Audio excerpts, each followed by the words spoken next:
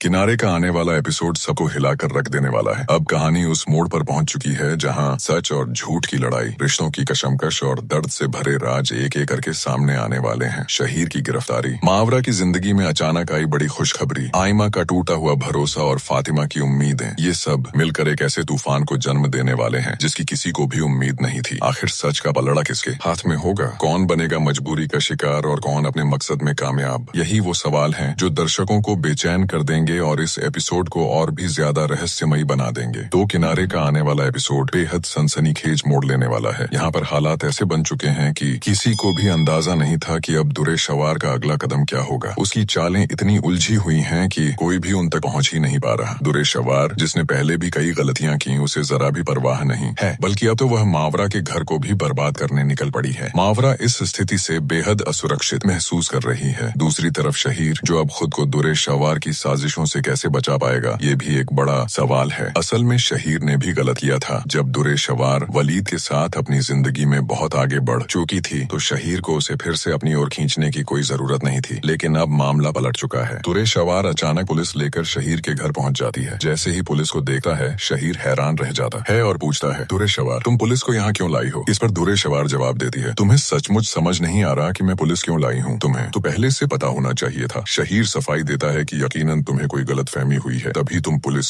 को लेकर आई हो। मगर दुरे शवार उसकी बात काट देती है और कहती है, बस शहीर, अब ज्यादा बातें बनाने की जरूरत नहीं। इसके बाद वह पुलिस को बताती है कि शहीर ने उसे अरेस्ट करके एक सुनसान जगह ले जाकर बहुत बुरा व्यवहार किया, वहाँ उसे अकेला छोड़ दिया और यहाँ तक कि उसकी जान लेने की भी कोशिश की। ये इल्जाम सुनकर शहीर तुरंत अपनी माँ से कहता है कि इसे बताओ, ये सब झूठ है। उसकी माँ गुस्से में पुलिस से कहती है, आप लोग आखिर हैं कौन जो मेरे बेटे को हाथ लगाने की सोच रहे हैं? ये औरत तो पहले दिन से ही मेरे बेटे के पीछे पड़ी हुई है। आपको यकीनन किसी ने गुमराह किया है। मेरा बेटा कभी ऐसा कर ही नहीं सकता। लेकिन तभी तैमूर बोल उठता है, मेरी बहन किस हालत में मिली थी ये मैं आपको बता सकता हूँ। अगर आप चाहें तो मेरे पास सबूत भी हैं जिन्हें मैं दिखा सकता हूँ। यह सुनकर सभी दंग रह जाते हैं। अब शहीर बिल्कुल उलझन में है कि आखिर उसके खिलाफ ये सारा खेल कैसे रचा जा रहा है और सच में उसके साथ हो क्या रहा है। अब यहाँ पर हालात इस कदर बिगड़ जाते हैं कि पुलिस शहीर को गिरफ्तार कर लेती है। जैसे ही यह सब होता है, शहीर की माँ घबराकर ऐमन से कहती है, अपने बाप को फोन करो और बताओ कि शहीर को पुलिस पकड़ कर ले गई है ताकि वह आकर शहीर को छुड़ा सके। लेकिन ऐमन साफ साफ मना कर देती है। वह कहती है, आपको गलत फहमी है, मैं अपने बाप से कभी भी यह बात नहीं कहूंगी। आपके बेटे ने जो कुछ किया है उसका बोझ मेरा बाप क्यों उठाए? क्या वह अपने सम्मान को दांव पर लगाकर शहीर को बचाएगा? यह बिल्कुल नामुमकिन है। ये जवाब सुनकर शहीर की माँ बेहद परेशान हो जाती है। वह तुरंत संवन की तरफ देखती है और कहती है, बेटी तुम ही कुछ करो, अपने भाई को देखो, आखिर वह किन हालात में फंसा हुआ है। संवन बेबसी से जवाब देती है, मॉम मैं क्या कर सकती हूँ? आप खुद बताइए कि इतने बड़े मामले में मैं कैसे दखल दूं? पुलिस के चंगुल से शहीर को छुड़ाना आसान नहीं है। इस पर उसकी माँ कहती है, तुम उसकी बहन हो, अगर तुम चाहो तो दुरे शवार से बात करो और उसे मनाने की कोशिश करो। लेकिन संवन मायूस होकर कहती है, क्या